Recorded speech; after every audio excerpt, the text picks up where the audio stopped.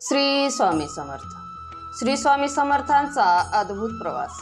कर्दळीवनातून अक्कलकोटपर्यंत. एक संन्यासी ज्याला लोक वेडा म्हणायचे, पण तोच होता साक्षात परब्रह्म. जय जय रघुवीर समर्थ.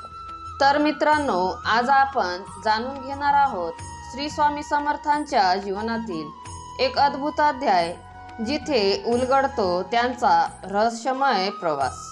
कर्दळीवनातून अक्कलकोटपर्यंतचा स्वामी समर्थ हे साधे संत नव्हते.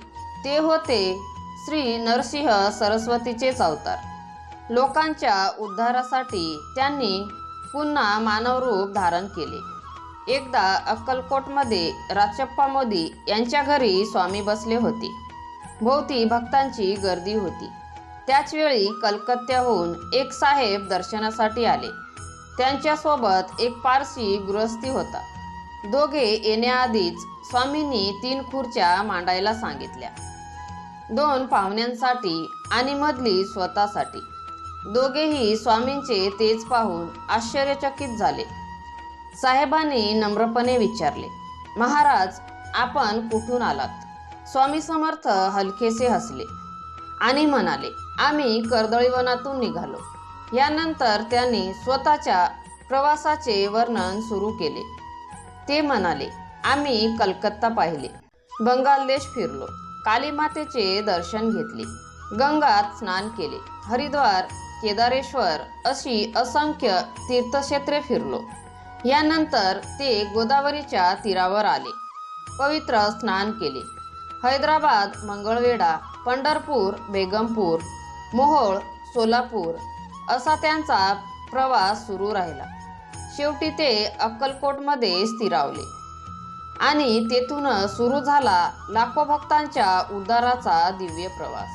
मंगळवेढ्यात स्वामी तब्बल 12 वर्षे राहिले, पण त्या काळात फार कमी लोकांना त्यांची ओळख पटली. ते बहुतेक वेळ जंगलात राहत.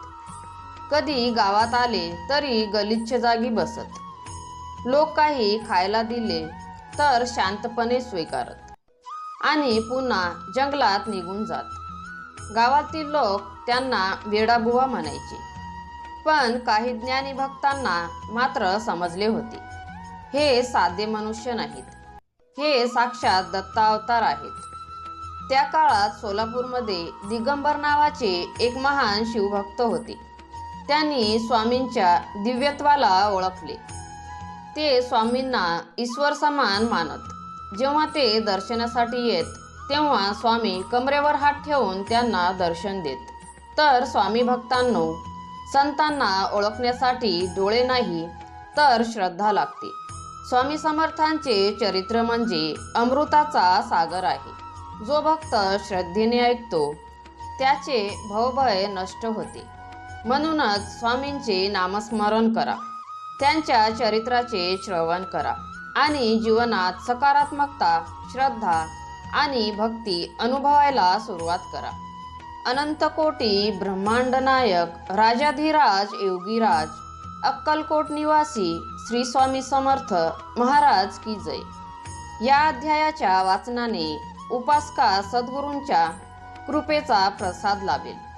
कर्दळीवनातून सुरू झालेला श्री स्वामी समर्थांचा दिव्य प्रवास अखेर अक्कलकोटमध्ये येऊन थांबला. पण आजही त्यांच्या कृपेचा प्रवास भक्तांच्या जीवनात सुरूच आहे. हा अध्याय श्रद्धा, भक्ती आणि संतांच्या दिव्यत्वाची अनुभूती देणारा आहे. तर मित्रांनो, जर तुम्हाला स्वामींचे विचार आवडत असेल तर स्वामी सेवा या चॅनलला सबस्क्राईब करा आणि कमेंटमध्ये श्री स्वामी समर्थ नक्की लिहा. स्वामी समर्थांचा आशीर्वाद सतत तुमच्यावर राहो अशी स्वामीचरणी प्रार्थना करते. श्री स्वामी समर्थ.